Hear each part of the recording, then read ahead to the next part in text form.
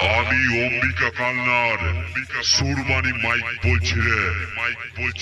এই সাউন্ড জগতে সবার প্রথম 10,000 দিয়ে বাজানো আমি প্রথম করেছিলাম শুরু।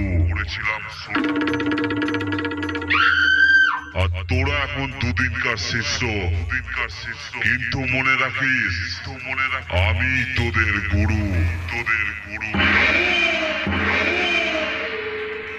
চল আর বেশি না বকে এইবার বাজানো করলাম শুরু। নে সামলা।